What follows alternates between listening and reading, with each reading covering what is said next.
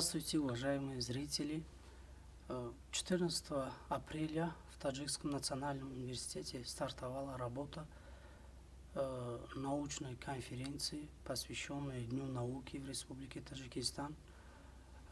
И до сегодняшнего дня в секциях продолжается работа данной конференции.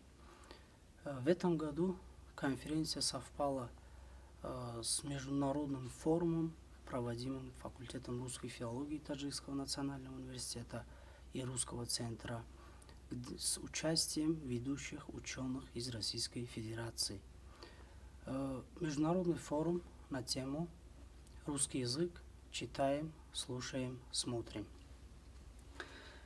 Пользуясь случаем, мы пригласили почетного гостя форума, доктора педагогических наук, профессора, директора и научного руководителя Межвузовского центра билингвального и поликультурного образования РГПУ имени Герцена. Елизавета Александровна, добро пожаловать в наш прекрасный университет. Вопрос обучения русскому языку у нас занимает центральное место в стране, так как языковая политика Республики Таджикистан, статус русского языка в Конституции закреплен как статус языка межнационального общения. И последние годы, третий раз уже подряд, принимается государственная программа по изучению русского и английского языков, в том числе государственная программа совершенствования изучения русского и английского языков в Республике Таджикистан на период до 2030 года. Елизавета Александровна является руководителем проекта по написанию, адаптации и внедрению учебников по русскому языку для школ с таджикским языком обучения. Елизавета Александровна, в чем заключается концептуальное отличие учебников нового поколения от предыдущих изданий? Какие современные лингводидактические подходы легли в их основу? Спасибо большое за приглашение. Мне очень приятно побывать в вашем университете, и мне вообще кажется, что у нас очень большое будущее, потому что, знаете, вот эта вот совместная работа, которая вылилась в создание совершенно новой, уникальной линии учебной литературы, это надолго. Сегодня мы говорим о школе, о начальной школе, а завтра, может быть, мы будем говорить о вузах или еще о чем-то. Вот вы спросили меня, в чем концептуальная разница. И я вам должна сказать, что это действительно учебники нового поколения. Почему? Потому что они меняют методическую модель. Вы видите здесь символ «Международный русский язык». Соответственно, все основные параметры в данном учебнике идут с точки зрения преподавания международного языка. Это виды речевой деятельности: чтение, говорение, слушание, письмо и лексика-грамматика, потому что к школьной программе, к тому, что делают ученики вот по специализированным программам изучения русского языка, привязан как раз аспект лексика-грамматика. Почему я говорю, что это новые? Виды речевой деятельности не вчера появились, они известны, но никогда не было такой учебной литературы, и вот в Республике Таджикистан в том числе, которая бы распределяла пространство урока на вот эти 5 субмодулей: чтение, говорение, слушание, письмо, лексика, грамматика. Обычно урок русского языка, понимаете, в основном все делал, что касалось письменных форм, может быть, там орфографии, пунктуации, потому что вокруг была среда, потому что все остальное дети добирали за пределами класса. А сейчас ситуация другая. Мы не можем это себе позволить. Нам нужно, чтобы ребенок здесь и сейчас на уроке освоил все виды речевой деятельности, в том числе аудирование. И вот самая большая проблема оказалась как раз с аудированием. А если нет аудирования, нет говорения. Потому что сначала нужно натренировать ухо на слушание, а потом речь на говорение. И если, например, письменные аспекты в республике не вызывали проблем, то вот проблема обучения слушанию и говорению – это было открытие для очень многих, даже авторов учебников. Но еще мы включили сюда совершенно замечательный момент. У нас здесь есть QR-коды, где голосом носителя языка записаны те тексты, которые дети должны слышать. И это тоже новое, что мы привнесли в эту линию. Спасибо большое. Учитывались ли при разработке новых учебников явление интерференции, влияние родного языка на русский в таджикской аудитории? Вот насколько материалы адаптированы к современным условиям? Прекрасный вопрос, потому что его все тоже задают. Насколько преодолевается интерференция? Вы знаете, по преодолению интерференции написаны многие тома разных диссертаций. Дело в том, что принцип создания этих учебников не преодоление интерференции, а выстраивание материала навстречу интерференции. То есть мы планируем те моменты, которые точно знаем, что попадают под интерферентное влияние, мы планируем более углубленное, такое методическое прорабатывание этих тем.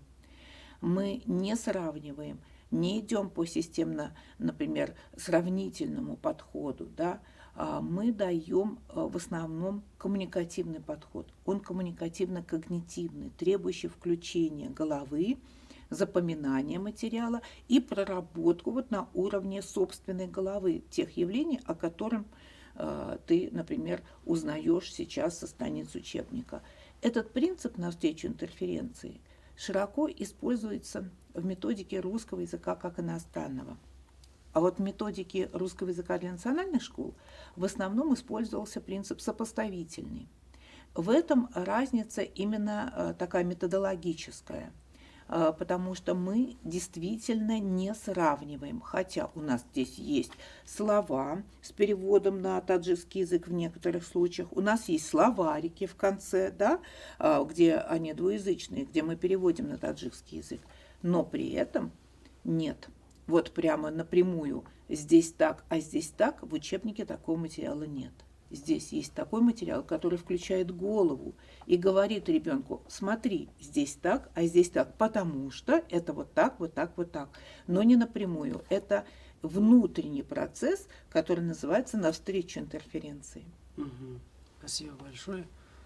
По каким критериям вы можете оценивать эффективность внедрения этих новых учебников? Ожидаете ли вы, что новые подходы помогут быстрее преодолеть языковой барьер у учащихся? Как нам известно, со 2 по 11 класс преподается русский язык в школах, при этом сейчас у нас есть некоторые затруднения в плане того, что к нам поступают школьники в вузы, и некоторые из них уровень владения языком не совсем отвечает требованиям. Вы совершенно правы. Именно поэтому и была задача создания новой учебной литературы. Если вы видите, на маркировке учебника всегда есть уровень. Вот тут уровень А2-1, это 4 класс. На каждом классе будет стоять свой уровень. По каким критериям? По критериям именно этого уровня. Достижимость уровня легко проверяется.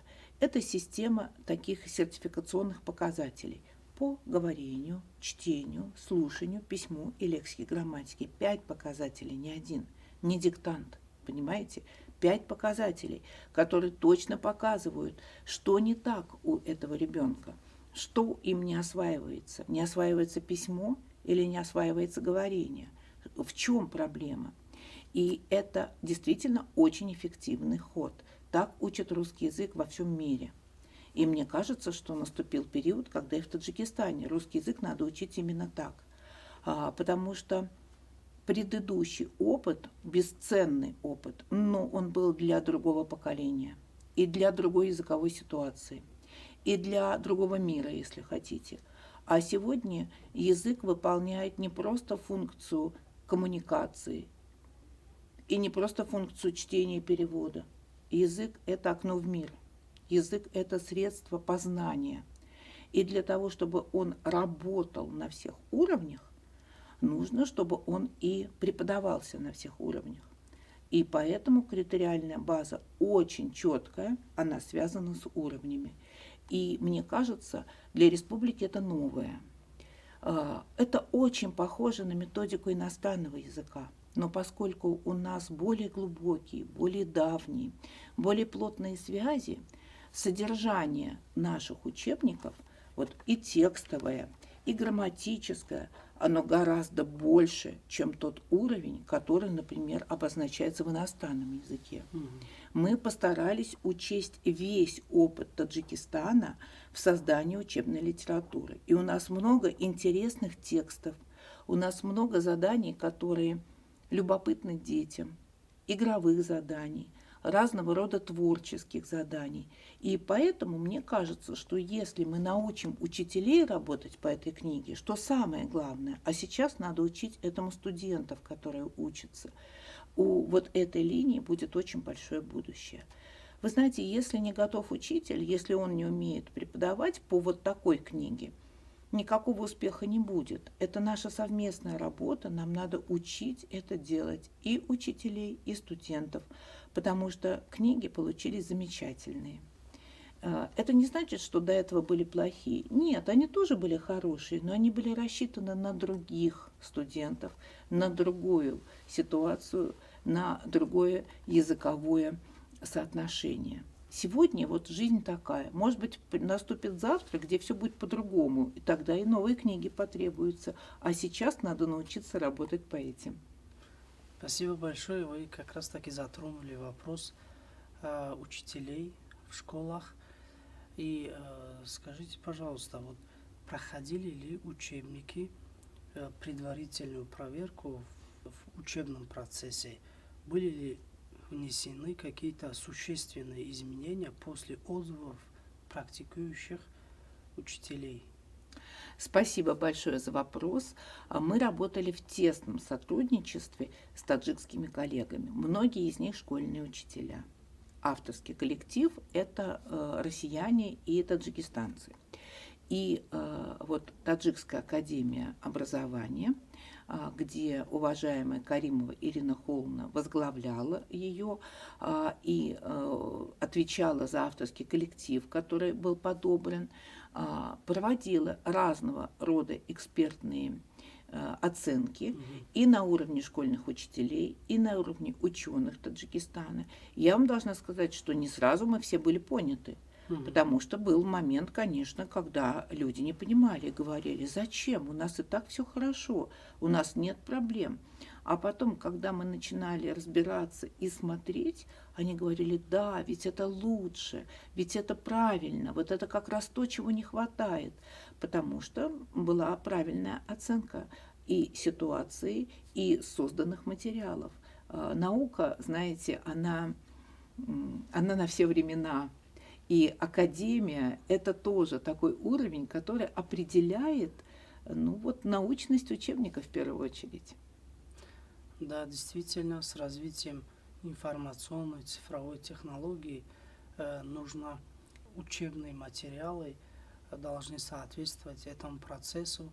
Ведь сейчас отличается школьник или студент от студента, например, 20 лет тому назад. Да. Елизавета Александровна, вот, учитывались ли при составлении программы разрыв в уровне владения языком между городскими и сельскими школами? Потому что в Таджикистане около 70% населения живут не в городских местностях. Заложены ли в учебниках возможности для дифференцированного обучения, чтобы он был доступен сельскому ученику и при этом интересен городскому? Спасибо за вопрос. Действительно, мы постарались предусмотреть. У нас есть задания со звездочками, задания для более сильных учеников. В целом мы старались сделать такой учебник, который бы подходил любому ребенку в селе или в городе он живет. Поэтому и QR-коды здесь для того, чтобы он мог послушать, да, как звучит, как это выглядит, как это слышится в устах носителя языка. Но в то же время, конечно, мы понимаем, что существует колоссальная разница между ребенком, живущим в городе, и ребенком, который живет в селе. Это и ограниченное использование языка, и отсутствие, например, прямых вот таких контактов, и отсутствие ситуации, когда ты можешь использовать язык. Именно поэтому мы постарались насытить учебник такими репликами, такими коммуникативными единицами, которые нужны для того, чтобы коммуникация состоялась. Ведь очень часто выпускник сельской школы может все прочитать, может все пересказать, но не может сказать. У него нету именно вот этого коммуникативного запаса. И с этой точки зрения, да, учебник компенсирует вот эту необходимость. Но, повторяю, нужно еще учителей научить вот это делать, потому что сколько бы мы сюда ни заложили материала, методик, идей, если это не умеет сделать учитель и развернуть эту идею в сельской школе, он может просто не справиться. Поэтому, конечно, дифференциация есть, учет есть, ну и осталось самое главное – научить с этим разбираться, да? Научить ученика видеть потенциал вот этой учебной страницы и научить учителя ощущать потенциал каждого урока именно в плане коммуникации, для того, чтобы сельские дети не были обделены. Вот вопрос подготовки кадров, учителей для школ с появлением новых учебников.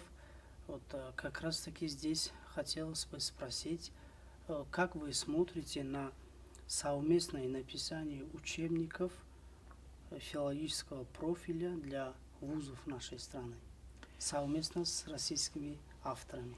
Прекрасно смотрю. Мне кажется, это вот вторая задача, которую надо решить.